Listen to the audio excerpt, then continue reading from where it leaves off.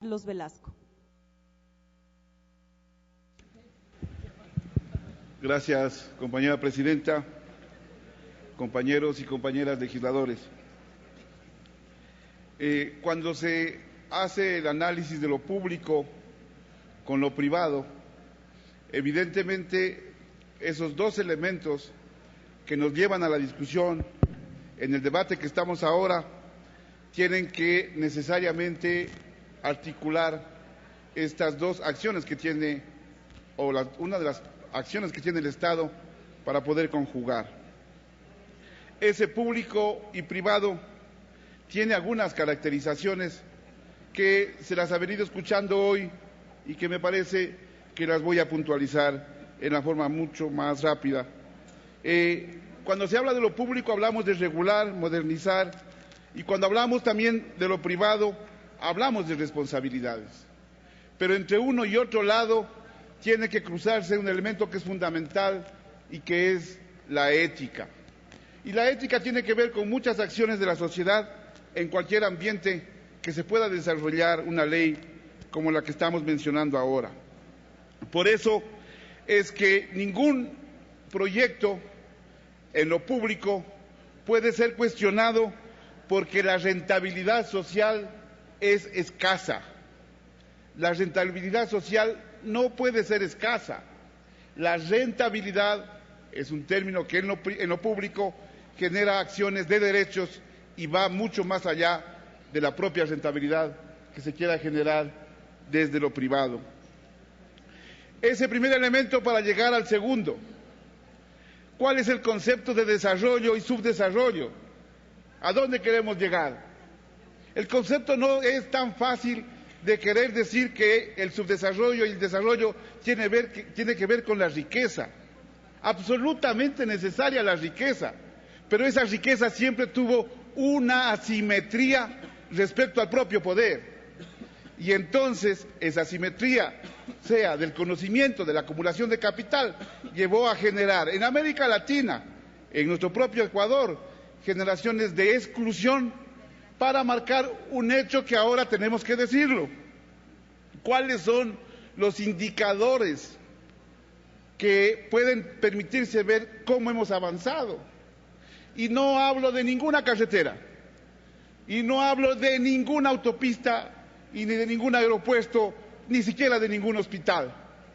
Hablamos de cómo vamos generando estos accesos de educación en algo que se puede considerar un indicador que está mundialmente analizado, el índice de desarrollo humano, que tiene 3 variables y que deben ser conocidas para ver dónde está la inversión.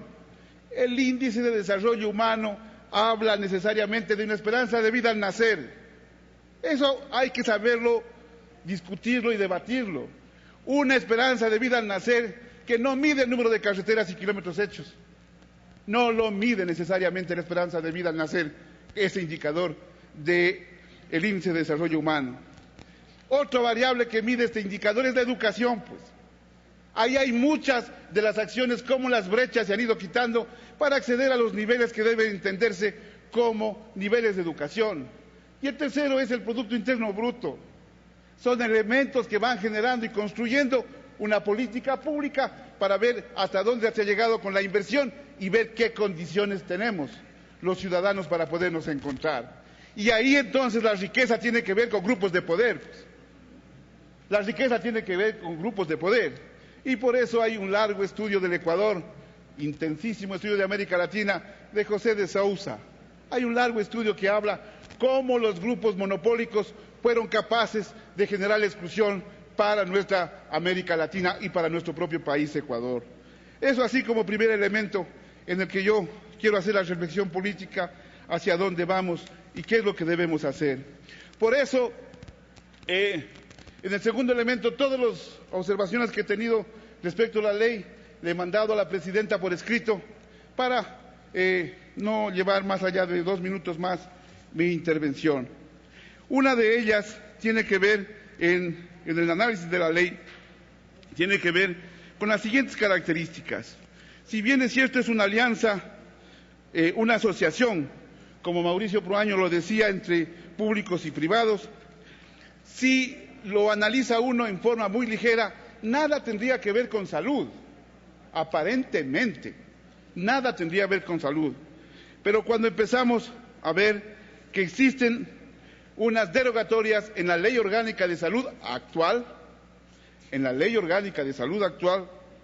empezaré diciendo que en el artículo 135 crea el organismo dependiente de la autoridad sanitaria, quien asumirá funciones de control sanitaria que los venía realizando el Instituto Nacional de Higiene y Medicina Tropical. Sin embargo, en los artículos 138 y 141 se hace nuevamente referencia al INH, como se conoce, al Instituto Nacional de Higiene. Ahí hay una contradicción que tiene que ser corregida. Pero en este mismo artículo hay una palabra que está inscrita que se la define como homologación. Homologación. Y este término de homologación para todos los productos es un sinónimo de apertura.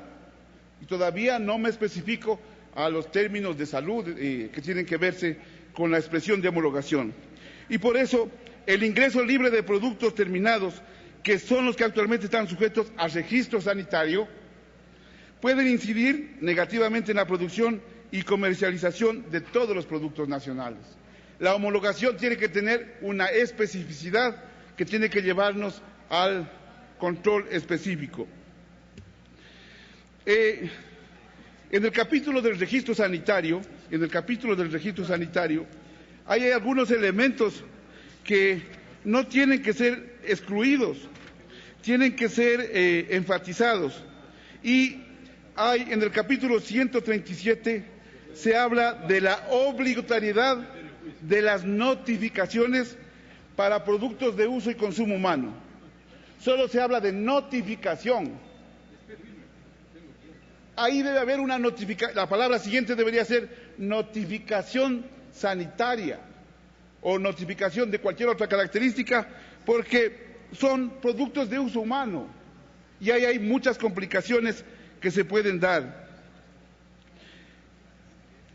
En el artículo 137 también se habla de la obligatoriedad de las notificaciones y también tiene que existir entonces la notificación sanitaria en los términos que estoy refiriendo. Finalizando, compañera presidenta, en el artículo 2 de la ley, literal 4.6, se habla que en el desarrollo de actividades productivas de investigación y desarrollo en general, en la que participe el Estado directamente y en concurrencia con el sector privado, siempre que sean calificados como prioritarios por el Comité Interinstitucional. Pero eso tiene una correlación con el 8.6, y ahí hago la reflexión, el análisis, la cobertura e inclusión social. En el diseño y ejecución de los proyectos públicos no se podrá excluir áreas geográficas o grupos sociales que requieran el bien, obra o servicio que genera el proyecto. La rentabilidad del proyecto público deberá ser calculada de manera agregada, contemplando incluso la posibilidad de subsidios que garanticen la cobertura y la inclusión social de la población vulnerable. Ahí hay elementos que tenemos que analizarlos, porque si vamos a ver qué grado de cobertura nos da un proyecto público y eso va a garantizar necesariamente a lo privado, ese tipo de alianzas ahí sí está en absoluta contradicción. Finalizo diciendo que la homologación, la notificación obligatoria, el registro sanitario y la notificación tal como está descrito dejan un amplio espacio para que todos los productos de salud de uso humano entren por un espacio muy grande que puede permitirnos entrar, yo creo que por ahí, hasta los transgénicos. En conclusión, hay elementos que me parece que tenemos que resaltar. La agencia de regulación, que no se la ha podido crear bajo otro mecanismo, está ratificado. Es necesario, puntualizo, que la notificación sanitaria obligatoria debe estar como parte de este cambio que se está realizando y se debe revisar los artículos que hacen referencia al Instituto Nacional de Higiene, que están repetidos en los artículos subsiguientes. Muchísimas gracias, compañera presidenta.